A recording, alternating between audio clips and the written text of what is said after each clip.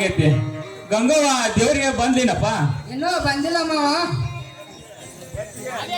ಎತ್ತಿಗೆ ನುಚ್ಚಿಟ್ಟು ಹಂಗ ನೀರ್ ಕೊಡ್ಸ ಹೊರ ಕಟ್ಟಪ್ಪ ಶ್ರೀಕಾಂತ. ನೀ ಮೊದಲು ಚಾ ಕುಡಿ ಮಾವ, ಆಮೇಲೆ ಎತ್ತಿಗೆ ನುಚ್ಚಿಟ್ಟು ಹೊರ ಕಟ್ತೀನಿ.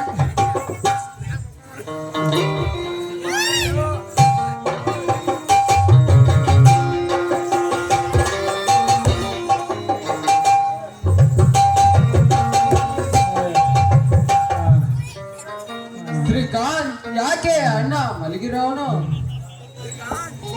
ಮಾವ ಅಣ್ಣ ಆರಾಮ ಇಲ್ಲೇನು ಅಣ್ಣ? ಚಂದ್ರು ಈಗ ಬಂದಿ ಏನಪ್ಪ? ಹೌದು ಅಣ್ಣ. ಮಾವ ನೀನಾದರೂ ಮಾವನಿಗೆ ಚಾ ಕುಡಿಸು. ಏ ಅಣ್ಣ ಚಾ ಕುಡಿ. ಶ್ರೀಕಾಂತ್, ನೀನು ಡಾಕ್ಟರ್ನೇನಾದ್ರೂ ಕರೆದುಕೊಂಡು ಬರಬಾರ್ದಿ? ಚಂದ್ರು ನನಗೇನು ಆಗಿಲ್ಲಪ್ಪ, ನಾನು ಆರಾಮನೇ ಇದ್ದೀನಿ. ಕೆಂಡದಂತೆ ನಿನ್ನ ಮೈ ಸುಡುತ್ತಿರುವಾಗ ಆರಾಮ ಇದೀನಿ ಅಂತ ಹೇಳುತ್ತಿರುವೆಯಲ್ಲ, ನಿನಗೇನಾದರೂ ಹೆಚ್ಚು ಕಡಿಮೆ ಆದರೆ ನಮ್ದೆಲ್ಲ ಏನ್ ಗತಿ? ಆಗಬಾರದೇನು ಆಗಿಲ್ಲ, ಅದನ್ನು ಮನಸ್ಸಿಗೆ ಹಚ್ಕೊಂಡು ಒಟ್ಟಬೇನೆ ಹಚ್ಕೋಬೇಡ. ಹೇಳು ಯಾತು ಚಾ ಕುಡಿ. ಮಾವ ಯಾಕೆ ಮಾವ, ಏನಾತು ಹೇಳ ಮಾವ. ಮಾವ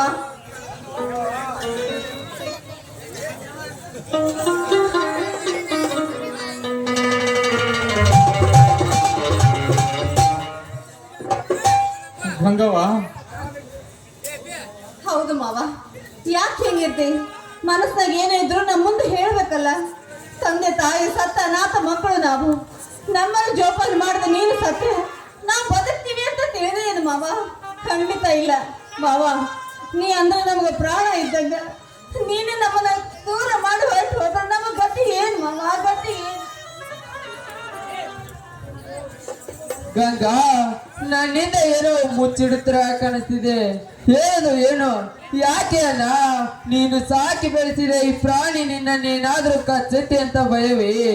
ಅಂತ ಏಸಿ ಬುದ್ಧಿ ಈ ನಿನ್ನ ತಮ್ಮನಲ್ಲಿ ಇಲ್ಲ ಅಣ್ಣ. ಏನು ಬಂದಿದೆ ಅಂತ? ಚಂದ್ರು ಎಂತ ಮಾತನಾಡಿದೆ ಅಪ್ಪ, ಎಂತ ಮಾತನಾಡಿದೆ. ನನ್ನ ತಮ್ಮ ಎಂತವನೆಂಬುದು ನನಗೆ ಗೊತ್ತಿಲ್ಲೇನಪ್ಪ ಚಂದ್ರು, ನನಗೆ ಗೊತ್ತಿಲ್ಲೇನು. ನೀನು ಅಳಬಾರದಣ್ಣ, ನೀನು ಅಳೋದನ್ನು ನಾವು ನೋಡಬಾರದು.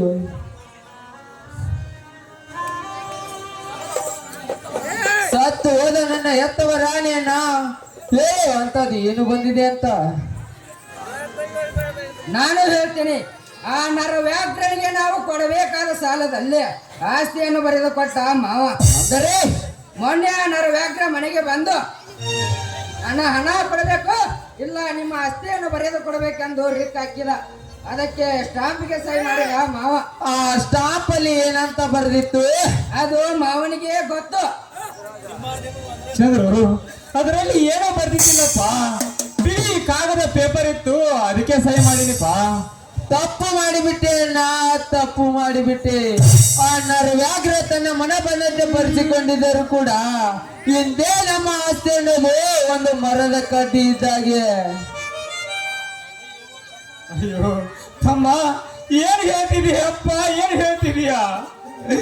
ನಿಮ್ಮನ್ನೆಲ್ಲ ಚೆನ್ನಾಗಿರ್ಬೇಕು, ನಿಮ್ಮ ಸಂತೋಷವನ್ನು ಕಣ್ತುಂಬಿ ನೋಡಬೇಕು, ನಿಮ್ಮ ಮದುವೆ ಮಾಡಬೇಕಂತ ಸಾಕಷ್ಟು ಕನಸು ಕಂಡಿದ್ದಪ್ಪ, ಸಾಕಷ್ಟು ಕನಸು ಕಂಡಿದ್ದೆ. ನನ್ನ ಬಾಳ ಹೀಗಾಯ್ತಲ್ಲಪ್ಪ ಚಂದ್ರು. ಅಯ್ಯೋ ದೇವರೇ, ತಮ್ಮ ಮೋಸವಾಯಿತಪ್ಪ, ಮೋಸವಾಯಿತು. ಮಾವ ಸಮಾಧಾನ ಮಾಡ್ಕೊ ಮಾವ, ಸಮಾಧಾನ ಮಾಡ್ಕೊ. ದೇವರದಾನ ಯಾವ್ದಾದ್ರೂ ಒಂದು ದಾರಿ ತೋರಿಸ್ತಾನೆ. ಮೊದಲೇ ನಿನ್ ಮೈಯಾಗ ಅರಾಮಿಲ್ಲ, ಈ ರೀತಿ ಅಳಬೇಡ ಮಾವ, ಅಳಬೇಡ.